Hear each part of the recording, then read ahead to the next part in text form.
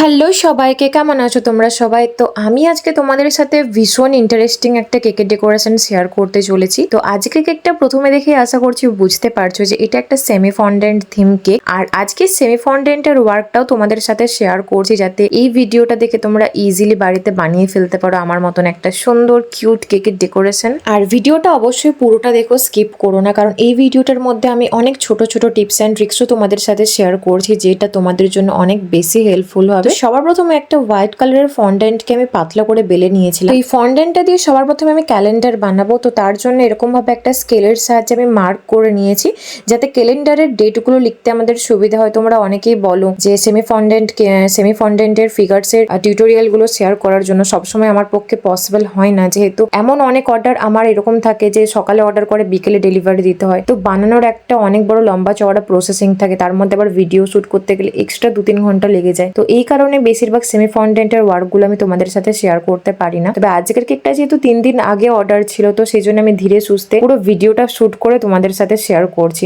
আশা করছি এই ভিডিওটা তোমাদের জন্য অনেক বেশি হেল্পফুল হবে। আর তারপর এখানে আমি নিয়ে নিয়েছি 3D হার্ট শেপের একটা মোল্ড। আর এছাড়াও তোমরা চাইলে এখানে কুকি কাটার ব্যবহার করতে পারো। তো 3D হার্ট বানানো ভীষণ সহজ। আমি তোমাদেরকে এখানে দুরকম ভাবে বানানো দেখেছি, মোল্ড আর একটা উইথাউট মোল্ড। যাদের কাছে মোল্ড নেই তারা এভাবে কিন্তু 3D হার্ট গুলো বানিয়ে ফেলতে পারো, ভীষণ রকমের সুন্দর লাগে দেখতে। আর অন্যদিকে তোমরা চাইলে কিন্তু এখানে মোল্ডও ব্যবহার করতে পারো।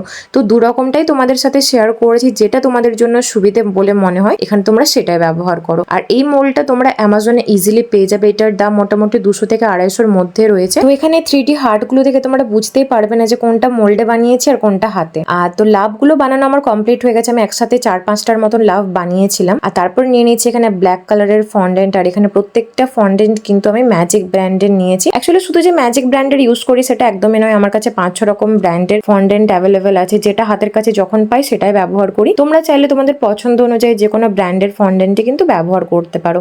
আর প্রত্যেকটা ফন্ডেন্ট তোমরা তো র মেটেরিয়ালস সবাই পেয়েই যাবে। আর যাদের কাছে যাদের বাড়ির কাছে আমার মতো র মেটেরিয়ালস এর কোনো শপ নেই, তারা অবশ্যই অনলাইন পারচেস করতে পারো। তো অ্যামাজন, ফ্লিপকার্ট দু জায়গাতেই কিন্তু এই ফন্ডেন্ট গুলো অ্যাভেলেবেল আছে। তো সবার প্রথমে আমি একটা ক্যালেন্ডার বানিয়েছিলাম, তারপর একটা ফ্রেম বানিয়ে নিচ্ছি, যাতে ফ্রেমের ভিতরে ক্যালেন্ডারটা থাকে। এটা দেখতেও অনেক ইউনিক টাইপের লাগবে। তো এই লুকটা অ্যাকচুয়ালি নয়, ডিজাইনটা বহুদিন ধরে বানানোর ইচ্ছে ছিল, কিন্তু কোনো অর্ডার না থাকলে এমনি এমনি বানাতে একদমই ইচ্ছে করে না, সেখানে ফন্ডেন্ট শুধু শুধু নষ্ট হয়। আর সত্যি বলতে কি, আমি ইউটিউব থেকে এখনো পর্যন্ত 1 টাকাও ইনকাম করিনি। তাই অর্ডার না থাকলে শুধু শুধু টিউটোরিয়াল ফন্ডেন্টের উপর শেয়ার করতে আমার একদমই ভালো লাগে না। তো আজকের কেকটা অর্ডার করেছিল একজন দিদি তাদের অ্যানিভার্সারি উপলক্ষে। তো ওই দিদি আমাকে বলেছিল যে একদম ইউনিক টাইপের একটা কেকের ডেকোরেশন বানিয়ে দিতে হবে, যেটা আজ পর্যন্ত তুমি কখনোই বানাওনি। আর তারপরে নিয়ে নিয়েছিলাম একটা ভীষণ সুন্দর ফ্লাওয়ার মোল্ড। এই মোল্ডটা ইজিলি তোমরা যে কোনো র মেটেরিয়াল শপে পেয়ে যাবে, বা এক্সাক্ট এটা না পেলেও যে কোনো ধরনেরই ফ্লাওয়ার মোল্ড পাওয়া যায়, মানে ফ্লাওয়ার সিলিকন মোল্ড।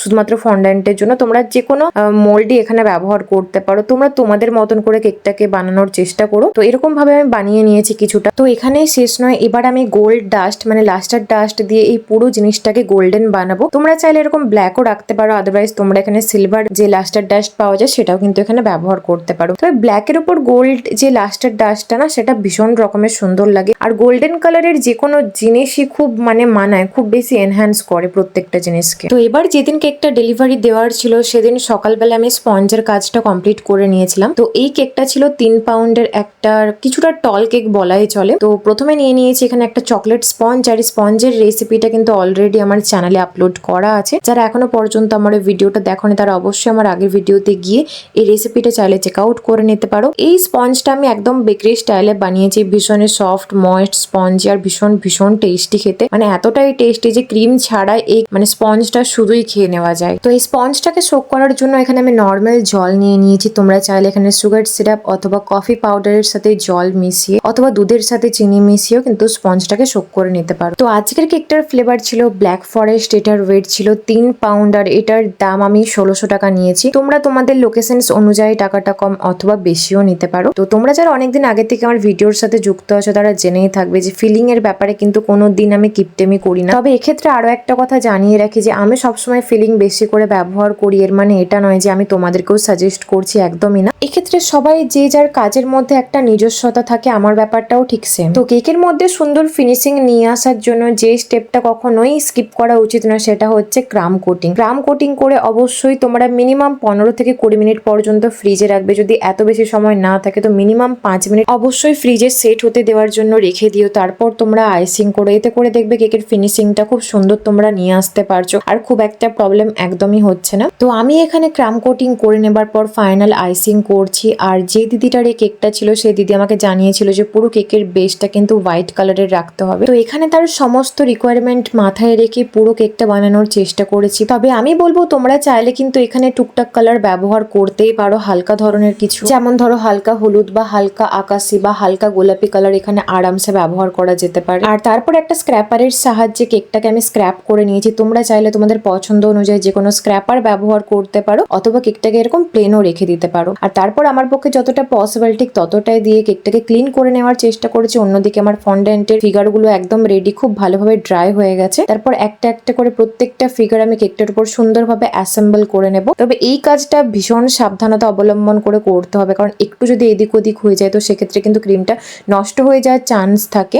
কারণ একবার যখন ফন্ডেন্টের ফিগারগুলো তোমরা কেকের উপর বসিয়ে দেবে সেটা কিন্তু তুলে আবার একটা অন্য জায়গায় প্লেস করতে পারবে না, তাতে কিন্তু আরো সমস্যা হবে। তো এখানে দেখে বুঝতেই পারছো যে গোল্ডেন কালারের ফ্রেমটা কতটা সুন্দর লাগছে, কতটা রিচ লুক একটা ক্রিয়েট করছে। তো এখানে আমার পছন্দ অনুযায়ী কিছু ফ্লাওয়ার বানিয়েছিলাম। তোমরা চাইলে এই ফ্রেমটা নর্মালও রাখতে পারো, অথবা তোমাদের পছন্দ অনুযায়ী যে কোনো ডেকোরেশন এখানে করতে পারো। আর তারপর যে 3D হার্টগুলো বানিয়ে নিয়েছিলাম সেগুলো আমি আমার মতন করে চারদিকটাতে সুন্দর করে সাজিয়ে নিচ্ছি। আর তারপরে বানিয়েছিলাম কিছু বাটারফ্লাই। এই বাটারফ্লাইটা অ্যাকচুয়ালি এই কেকের জন্য আমি বানাইনি, অন্য আরেকটা কেকের জন্য বানিয়েছিলাম, বাট কোটা কতক রয়ে গেছিল তো ভাবলাম এটা ফেলে দেওয়ার থেকে বরং ভালো এই কেকটাতে আমি ইউজ করে নিই, তাতে কেকটা লুকটা আরো সুন্দর লাগবে, আরো এনহ্যান্স করবে। আর তারপর নিয়েছি কিছু এক্সপেন্সিভ গোল্ডেন কালারের এডিবল স্প্রিঙ্কেল। এগুলোর লুকটা এতটা সুন্দর, এতটা গ্লসি, মানে কি বলবো তোমাদেরকে, আমি এটা অনেকটাই বেশি দাম নিয়েছিল, বাট এটা কেকে দেওয়ার পর কেকের লুকটাকেই পুরো চেঞ্জ করে দেয়, ভীষণ ভালো লাগছিল। আর কেকটার সাইড আমি এরকম ধরনের হার্ট কিছু স্প্রিঙ্কেল ছিল আমার কাছে, যেটা আমি ছিটিয়ে দিয়েছিলাম। আর তারপর নিয়েছি একটা স্টার নজল, তার সাহায্যে এখানে হোয়াইট কালারের ক্রিম